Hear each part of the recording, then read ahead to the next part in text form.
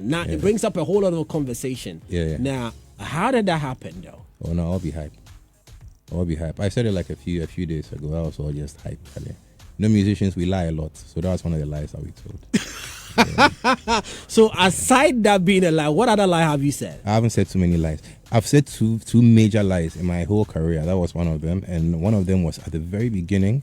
We did a stunt, and a lot of people fell for it. I'm not going to say what stunt it was, but we pulled a stunt very way back in the day, one of those things. And so child musicians, we do it all the time. We talk about the things that we wear, we talk about our numbers, we talk about just different things. So just one of those things. Nice one. Now, so talking about the stunts and stuff like that, so you think in this era in making music, publicity stunts also goes a long way helping an artist either raking the numbers or give the artist that popularity that he or she deserves. It's an attention-based game, and publicity is what an artist goes out there to look for. If you want to be in the business side of it, there's definitely, I might be saying too much, but there's definitely an aspect of it that you have to go out there to look for the numbers and for attention. So depending on how you do it, whether it's a good idea or a bad idea, it's up to you as an artist. So some of the time we make good decisions based on that. Sometimes we make bad decisions based on that, but it's all part of the game. Nice one. Now, since you're here, I definitely will pose this very question to you as an artist, and you are an A-list artist, even though agenda boys have their own agenda on the street, and now they'll be putting other artists in some categories as well. Okay. Now, for individuals with us here in the studio, I have a bunch of people who would want to come in here and have a picture with you, because people be singing. Just this morning when I was preparing for this very show, I had one of the presenters from our sister station in Shura FM coming in here talking a lot about you and even singing a song back to back from Coco to Shelele, and it tells that these individuals do love you. So then he put you in a category of an A-list artist for himself. Now, for the conversation ongoing, now everyone is talking about the O2 Arena. Now, O2 Arena has now become the bar which our own individuals or our own people would want to be putting our artists in there. Now, what is your conversation about we not being able to fill the O2 Arena? I think those people who have been able to fill that O2 Arena have done the groundwork. They've actually made the sacrifices and made those connections to get to those places, and they have focused on their music and pushed it to that level. So I think we should, if we aim to get to that level of accomplishment, we need to do the same thing. It's a very simple blueprint. Focus on your strengths, focus on your sound, and then build upon that up to a stage whereby you have the right connections to make those O2 and those things happen. But I think the comparison is flawed, because they've been working on their craft, they've been working on their industry for a very long time. So I think we should do the same. Nice one. Now let me bring it to you, that very reason why we are here today. Not long ago, I chanced on your project itself, the Teacher EP. I know Bar. I know Bar. I've actually followed Bar. You've given the opportunity for other artists. As a matter of fact, you are the first person who gave this Lyrical Joe the first hearing for people to get to know of Lyrical Joe on one of your episodes on the Bar. Now, we are expecting a different Bar, and now we see the Teacher EP. Now, walk us through the creative process and why the title itself, the Teacher EP.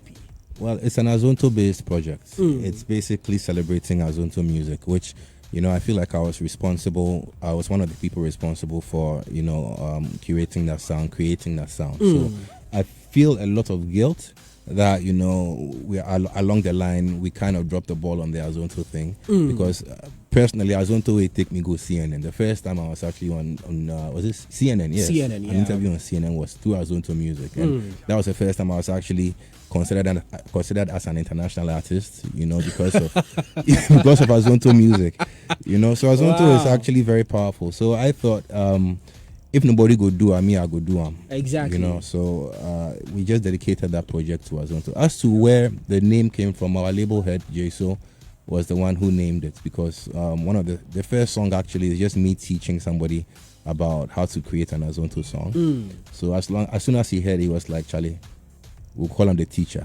And we're like, yes, master. So that's where it came from. Wow. So the Teacher itself is basically about a decision made by the label, by whole our label head, by the J label Soul, head, J Soul J himself, yeah. Now, but the whole project is all about Azonto. The whole project is about Now, Azonto. talking about Azonto itself, I've had the opportunity to sit with Fuse ODG where we've spoken at length about it, and how peeved he is that we actually let it go. Right. And for giving the opportunity for Afrobeats, where we have Afrobeats, we have another one, Afrobeats with an X, and now I'm a piano taking all over. Right. At what point did you think that we missed it as a country? I don't think we missed it. We just dropped it. I think music can be slowed down, but it can't be destroyed. It's always going to lie dormant, and it's always going to be an opportunity for us to build upon what we started. So I wouldn't be peeved about it. I would be even more enthusiastic now to take advantage of the opportunities that we have in the industry to make it an even bigger force than it could have been in the past. All things happen for a reason. So I'm just very glad that we have an opportunity to carry it forward and make it whatever we want it to be. But Charlie, I feel no sense of say, oh Charlie, we slack along a line where we drop our zone to. No. I'm just very enthusiastic to get the work going. That's how I look at things. Now, what is that one thing that you think as an industry we are missing out, and if we could pay attention to, it would actually amplify the work that we do? I always hammer on the fact that we are a bit, there are some lines that are drawn between artists, based on your locality or based on your sound or your background. So I would like to see more unity in the industry. I'd like to see us working a lot. I'm also guilty of it. I'm a hermit. I roll with my small circle. But I think if we want to grow as a collective and be a major force globally, we have to come together a lot more. Actually. Yeah. Now, a lot of the artists out there, young ones specifically, I should say, because I love to pay attention to the young artists who are growing up, and you see when you listen to them, they've got a whole lot of issues with respect to how they are unable to bridge that very gap between themselves and the A-list artists. Now, for this very project, now EL is back. Everyone is wanting to know of EL. Now, if you care to know and you are just tuning in, I'm having a conversation with EL right here, and he's out with a new project that is the Teacher EP. Go check it out yourself and also enjoy it and add to your playlist. Now, would EL ever open his door to young artists to work with? Oh, I do that all the time.